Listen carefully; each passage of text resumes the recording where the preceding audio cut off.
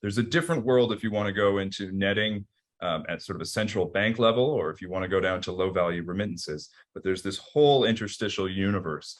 And in that, if you take a look at what the general cost of most exchanges, there are some traditional tools, Nostro Vostro accounts are a traditional way of balancing and netting between two trading parties.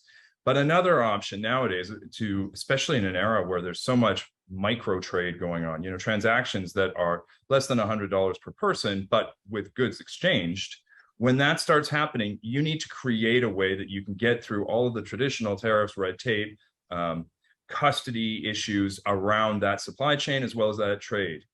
There's a whole bunch there in terms of the compliance issues, the regulatory issues, which when you take a vertical analysis of, I have to send something to Mexico, I'm paying 5% on funds transmitted or otherwise, it's really only about a fifth of that goes towards Forex. Now, Forex is going to be inevitable at both sides, unless you have your own native account with that kind of counterparty's currency. But you've still got 80%, which is just friction on a process that can be readily automated. And I think that the perspective, especially of groups like Ripple and Stellar, who went in very different directions, one is high value and one is low value transactions. But I think what the philosophy there is, there's 80% friction on these processes that can be entirely automated and still be completely compliant.